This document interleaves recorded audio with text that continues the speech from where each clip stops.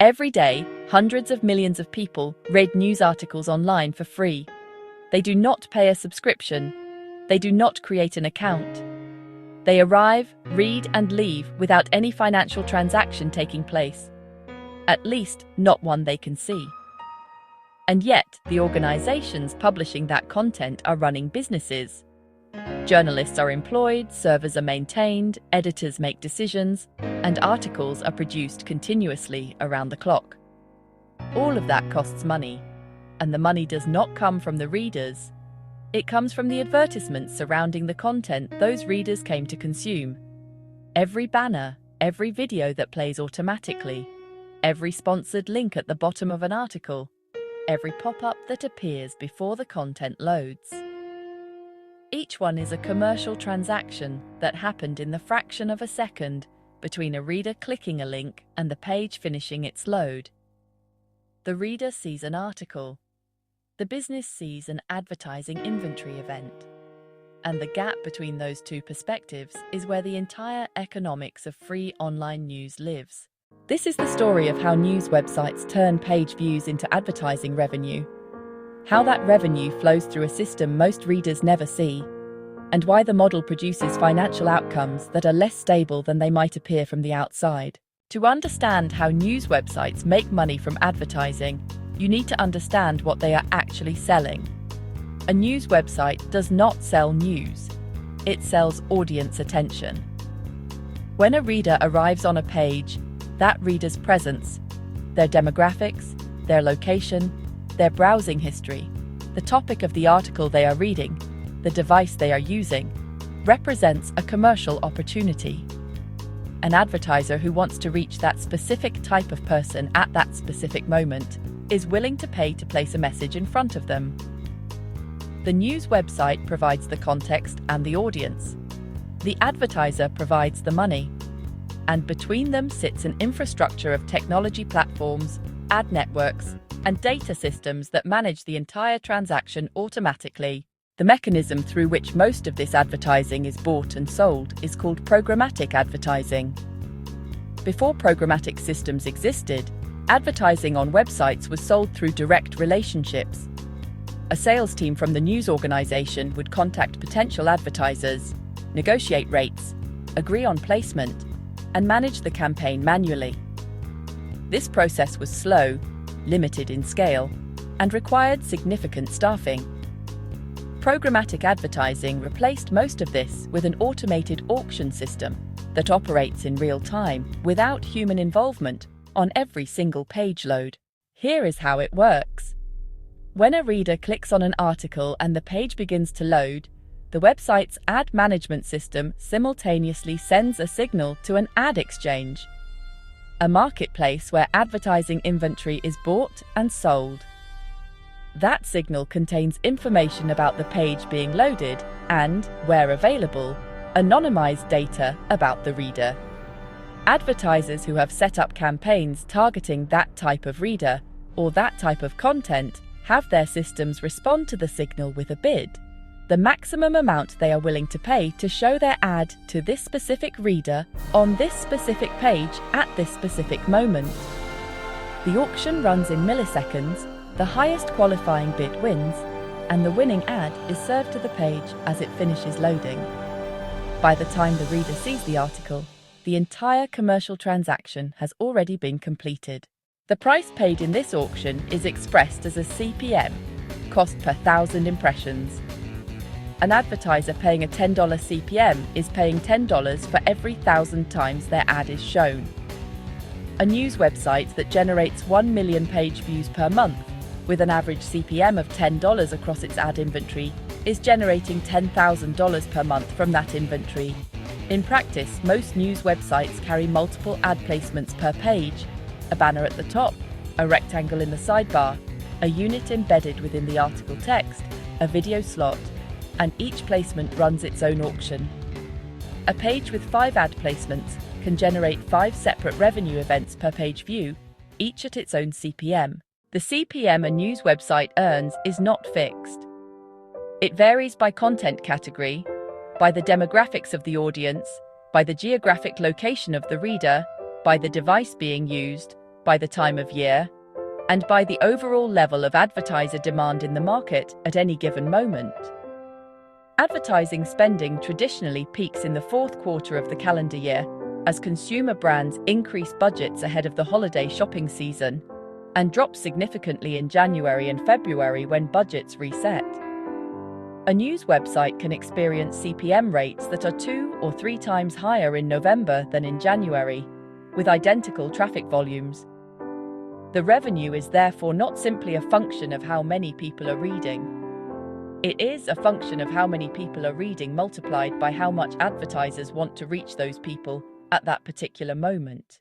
The revenue flow from a programmatic advertising transaction involves several parties. The advertiser pays the ad exchange. The ad exchange takes a margin for operating the auction infrastructure and passes the remainder to the supply-side platform, a technology layer that represents the publisher's inventory in the auction. The supply-side platform takes its own margin and passes the remainder to the news website. By the time the money reaches the publisher, a series of intermediaries have each taken their share. The exact percentages vary by platform and by arrangement, but it is common for publishers to receive somewhere between 50 and 70% of what the advertiser originally paid, with the remainder distributed across the technology stack that facilitated the transaction.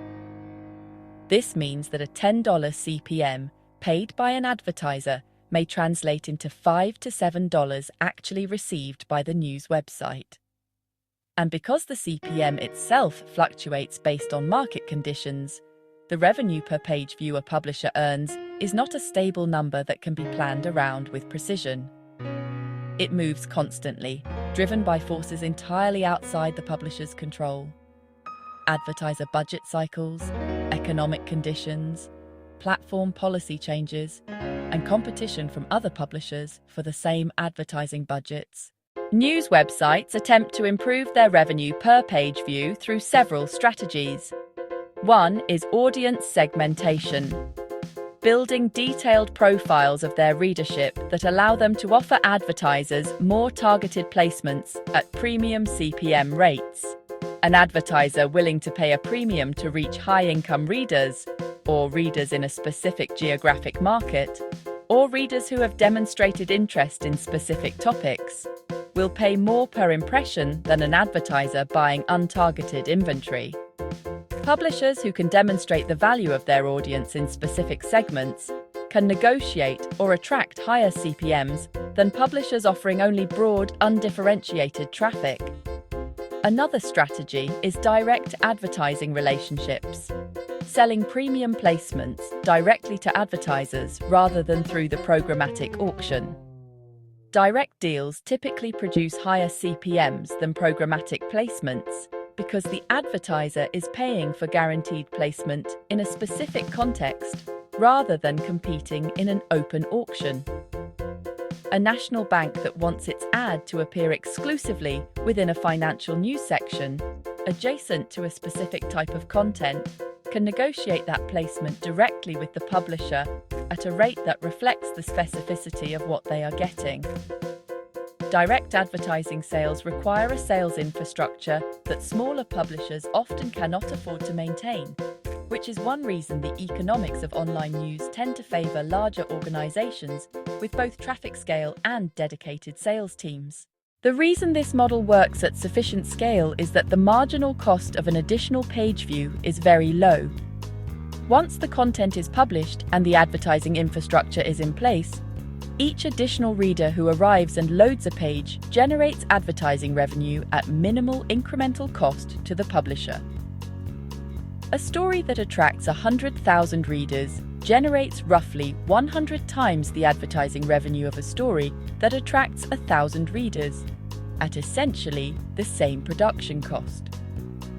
Traffic volume is therefore the primary driver of revenue, and the economics reward publishers who can consistently attract large audiences to their content.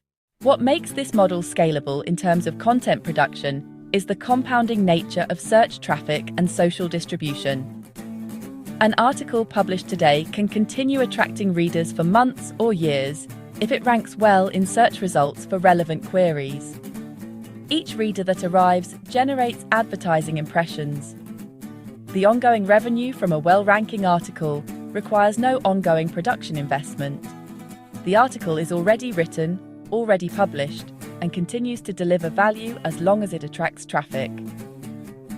Publishers who build large archives of evergreen content, articles that remain relevant and searchable over long periods, benefit from a compounding traffic base that grows as the archive expands. What news website advertising reveals about the digital economy is a tension that sits at the heart of the free content model. The economics of programmatic advertising reward traffic volume above almost everything else.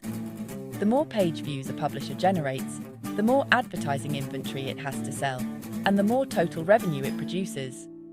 This creates financial incentives that do not always align with editorial quality. A provocative headline that generates many clicks on a story of modest news value can produce more advertising revenue than a carefully reported investigation that attracts a smaller but more engaged audience.